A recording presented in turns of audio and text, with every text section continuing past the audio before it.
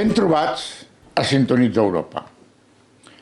Una de les més grans novetats que ens tocarà assumir per aplicació de la Directiva 2019/1937 de protecció als alertadors dels interessos de la Unió queden ja pocs mesos perquè haguem de pagar sancions per això. És l'obligatorietat de tenir els canals de denúncies que arriba a les administracions públiques, totes. Les empreses de més de 50 treballadors, totes.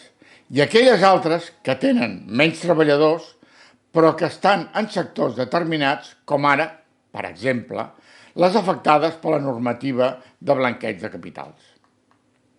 Les bústies de denúncia internes i externes han arribat per quedar-se i més val que anem posant les barbes a remullar. Avui només tractarem de les bústies internes, deixant per una altra ocasió les bústies o vies externes i només ens referirem al continent i no al contingut. El canal o via de denúncia de la directiva ha de ser, d'entrada, multicanal o multivia,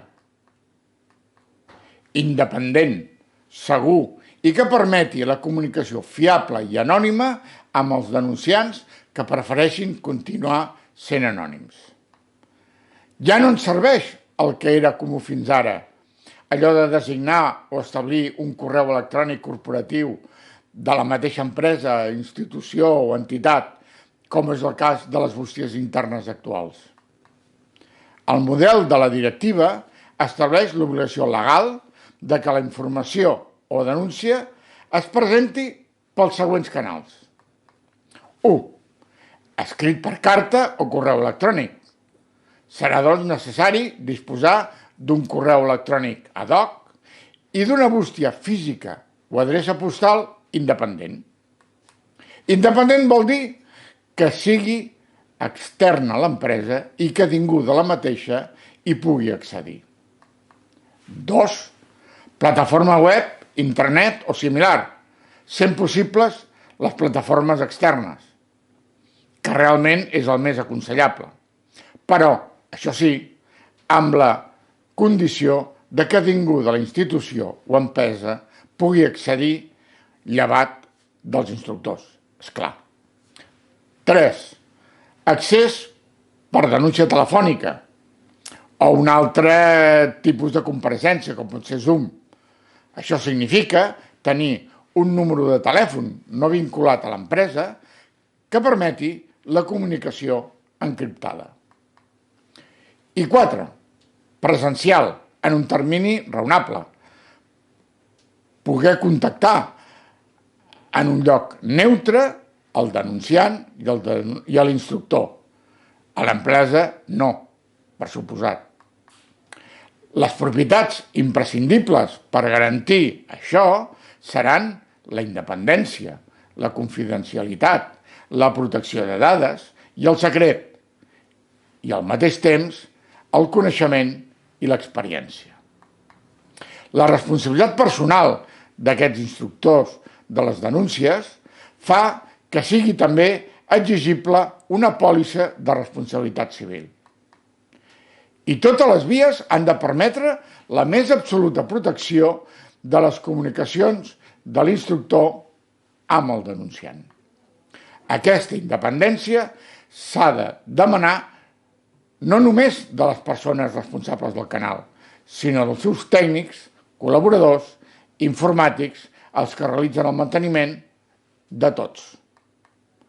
No és creïble ja que un departament intern designi la persona directiva o responsable com a encarregat de l'empresa, una persona que està sota la jerarquia de l'empresa. Tampoc ningú del departament de qualitat intern i tampoc un despatx intern de legal o de consultoria. I això va per aquells despatxos d'advocats que han creat una SL amb un altre nom per cobrir el nou servei al client. Això és fer trampes, no val. En el context de la denúncia interna d'infraccions, és obligatori informar plenament el denunciant, de la manera més completa, sobre el seguiment de la seva denúncia sota responsabilitat personal de l'instructor. Això és crucial per generar confiança en l'eficàcia del sistema de protecció dels denunciants i també reduir la probabilitat que es produeixin noves denúncies a través de tercers canals o revelacions públiques innecessàries. En tots els casos, el denunciant ha de ser informat dels avenços i del resultat de la investigació. S'ha de poder arbitrar també un mecanisme per poder demanar al denunciant que proporcioni informació addicional encara que no hi hagi cap obligació de fer-ho.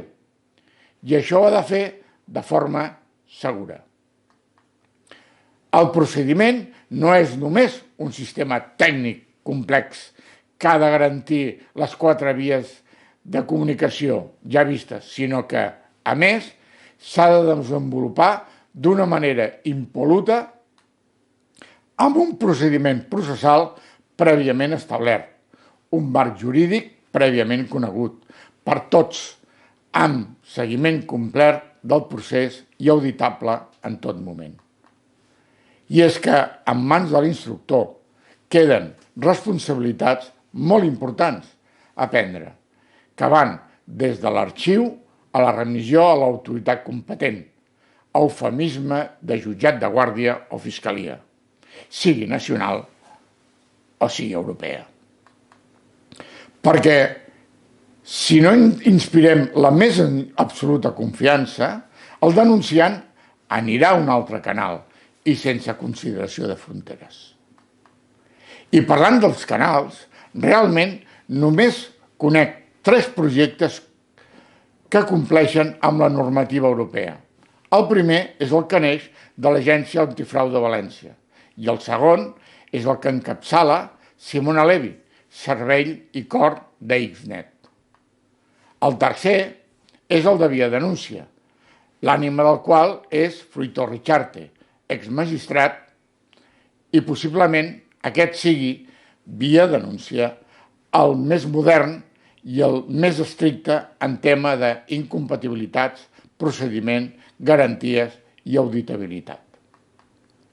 Els altres que hem pogut veure, uns 10, no passen de xiringuitos creats per donar un servei complementari a un client preexistent o un parell d'elefants per laminar a qui s'atreveixi a denunciar en la pròpia institució o empresa.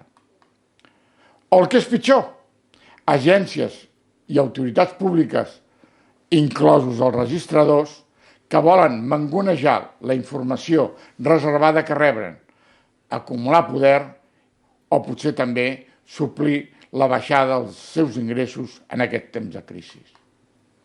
Espavilats sempre n'hi ha amb l'excusa d'Europa.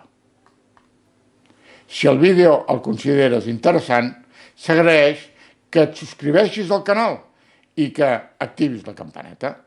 Espero les teves opinions. Bona tarda.